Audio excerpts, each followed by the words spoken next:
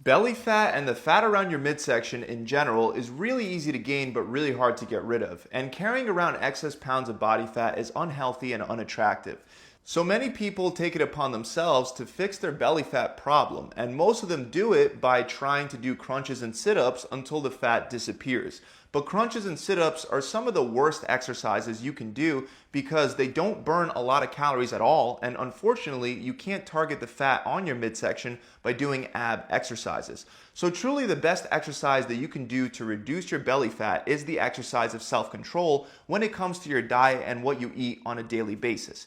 However, even though your diet will always be the main determining factor for how many calories you take in, there are certain exercises that burn far more calories than others, and these exercises can be used to boost the amount of calories you burn on a weekly basis, which will help you burn more fat from your whole body, including the fat on your midsection. And the first exercise that I want to start with is a simple medicine ball slam. The easiest way to do this is by using either a slam ball, which looks just like a medicine ball, or a sandbag. Since slam balls are becoming more and more common in gyms, I'll be demonstrating with a slam ball. So you're going to start with your feet shoulder width apart and the ball in between your feet. Squat down, grab the ball, stand up, and curl and press it over your head. Then slam the ball down into the ground as hard as you can in between your feet. So you don't want to just throw the ball to the ground using only your arms. Instead, when the ball is over your head, you want to pull your hips back out from under you and put your whole body into the slam by bending at the waist and using the full power of your core to drive the ball into the ground. Then repeat for reps. This same exercise can be done with a sandbag in the same exact way. And if you don't have access to either one, then you can literally make your own sandbag with the bag that I have linked up in the description. Just add sand and you're good to go. Another great exercise that'll get you really winded is the cable wood chopper. To set this one up, you're going to bring the pulley to the bottom of a cable cross and attach a D handle. Then while standing with the D handle at your side, bend down and grab it with both your hands. You can either interlace your fingers or simply put one hand over the other. So this is your starting position, standing straight up with a D handle in both hands at your side. From there, you're going to squat straight down, stand up, and with your elbows almost fully locked out, you're going to rotate the cable from your hips at an upward angle over your opposite shoulder. Then bring the cable back to the starting position while still keeping your elbows almost fully locked out, and then repeat for reps on one side before switching to the other.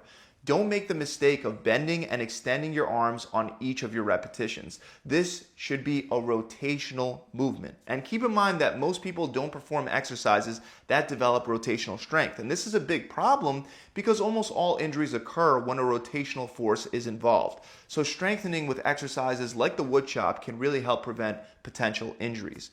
Next, we have one of the best calorie burning exercises, period, the weighted burpee. To begin, you're going to grab two moderately heavy dumbbells that you can curl and press over your head. Then stand straight up with both dumbbells hanging down at your sides. Squat down as you bend your back and plant both dumbbells around the outsides of your feet. Then jump your feet back out into a push-up position and perform a push-up onto the dumbbells. After that, hop your feet back in between your hands and stand straight up with the dumbbells. When lifting the dumbbells off the ground, you want to do it with good form, as if you're performing a suitcase deadlift. So make sure that you maintain the neutral curve of your lower back as you stand up. And then you're going to curl and press those dumbbells over your head. Finally, lower the dumbbells back to your shoulders, then bring them back to your sides, and then repeat for reps. Now, if you're a beginner, you can do these with just your body weight, and instead of jumping your feet out, you can walk them out and back in for less impact. Let's move on to kettlebell swings, and kettlebell exercises in general are very good at boosting the heart rate and helping you burn a ton of calories. In fact, according to the American Council on Exercise, the average person can burn 400 calories in just 20 minutes with a kettlebell workout. This equates to 20 calories being burnt per minute, which is the same as running at a 6-minute per mile pace. And the staple kettlebell exercise in every routine is the kettlebell swing. So to begin, start with your feet a little wider than shoulder width and the kettlebell out in front of you. Bend your knees, grab the kettlebell with both hands, and remember to keep your arms straight and relaxed throughout this entire exercise. It's not meant to be an arm exercise, but rather a hip hinging exercise. So lift the kettlebell up, relax your knees, shift your body weight back into your heels, and lower your butt backwards and down as you swing the kettlebell behind you in between your legs. Then drive through your heels and explode through your hips. This explosive hip hinging motion should send the kettlebell swinging upward. It's very important that as you pop your hips forward, you also stop them and don't allow them to go past a neutral spine. Pushing your hips forward too much will hyperextend your spine and will more than likely lead to a back injury. So pop your hips, then squeeze your core and your glutes to stop at neutral and aim for the kettlebell to come up to about chest height, with your arms still extended out in front of you. Then allow the kettlebell to come back down as you shift your weight back on your heels, hinge your hips, and catch the weight of the kettlebell as you use the momentum to go straight into your next rep. Keep in mind that this is not a squat with a frontal raise. If you're muscling the kettlebell up using your shoulders, you're doing it wrong.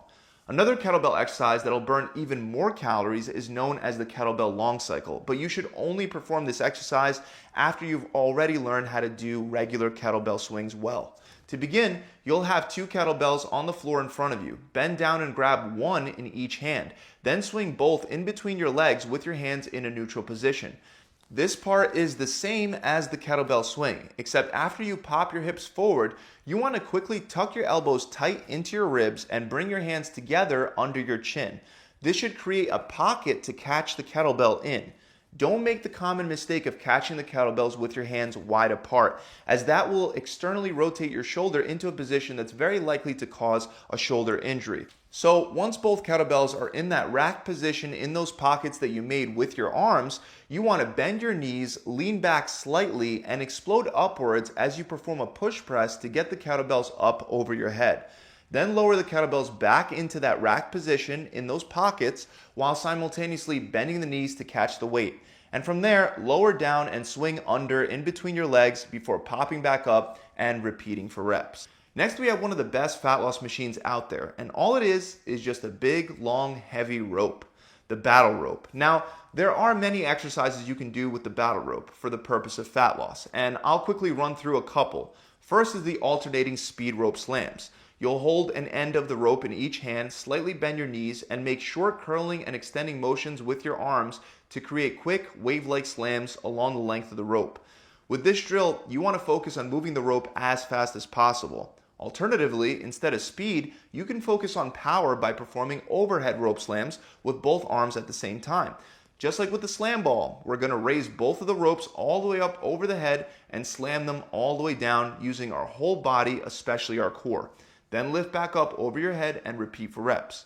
One more variation involves holding the rope in your hands upside down. And then you're going to raise the rope up and loop it across your body and then slam it down. After that, you're going to loop it up and over to the other side, slam it down, and then repeat for reps. Another great simple fat loss machine is the prowler. As easy as it might sound, you simply stack up some weight onto a prowler or a sled and you push it down one way, then bring it back the other way for a complete lap. When my clients at my gym felt lazy and didn't feel like training, I would ask for them to simply come in and perform 10 laps with the prowler. And soon enough, the prowler became nicknamed the throw-up machine. So if you ever feel like skipping a workout, just go to the gym and push a heavy prowler or sled for a total of 10 laps back and forth. In my gym, the length of the turf is 60 feet, so a lap is about 100 to 120 feet of pushing the prowler. Also remember, when selecting the weight load, make sure it's heavy enough to struggle. You shouldn't be zipping up and down the turf with no effort. Next are mountain climbers, and these can be done anywhere to elevate your heart rate really high, but specifically I want to talk about a more advanced way to do them utilizing a TRX. So you're going to adjust the TRX straps by bringing them down to the bottom a few inches above the ground. Then you're going to take a seat with your feet close to the straps and you're going to cross them over so that the left strap is on the right and the right strap is on the left. Then put your feet into the straps and throw one foot over the other as you turn over onto your stomach. From there, you'll get up into a push-up position and start performing mountain climbers by bringing in one knee up towards your chest and then alternating back and forth with your other knee for reps. Another great exercise for that transverse or rotational plane of motion that involves slamming as well is the hammer swing. Now, not everyone will have access to this exercise, but anyone that seriously wants to try this can go to a junkyard and pick up a tractor tire either for free or for dirt cheap. You would also need a long weighted hammer weighing 5 to 15 pounds. Then stand in front of the tire while gripping the hammer at the end with both hands. Stand in a staggered position with your left foot in front of your right. Swing in an arc-like looping path around your right side and over your head. Then pull your hips out from under you, contract your core, and slam the hammer down using your whole body. As the hammer bounces off the tire, switch your stance so that your right foot is now in front of your left. And now loop around on the other side, slam it down, and repeat for reps. Finally, our last and final exercise that burns a lot of calories is the Turkish get-up. For this one, you can grab any kind of weight in one hand regardless of whether it's a dumbbell or a kettlebell. Just make sure that it's a moderate weight load and not too heavy. You're going to lay down on your back with the weight in one hand pointed straight up towards the ceiling. Take your leg that's on the same side as the weight and bend that knee. Meanwhile, your other leg is going to stay straight. Then sit up while still keeping the weight pointed straight up towards the ceiling and prop yourself up on your other elbow. From there, continue sitting up while extending your elbow and then plant your hand on the ground behind you.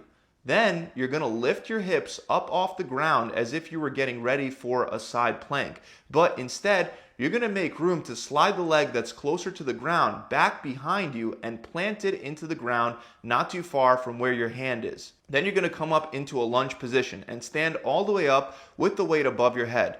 Then you're going to reverse the movement, so lunge, post, kick your leg out, lower to your elbow, and then return to the starting position before repeating for reps. So those are 10 exercises that are amazing at burning a lot of calories, which should help you burn more fat. Keep in mind that these exercises should not replace your regular strength training routine where you lift weights and try to progress the amount that you can lift on each session. These exercises can be used in addition to that to burn more calories and speed up your progress.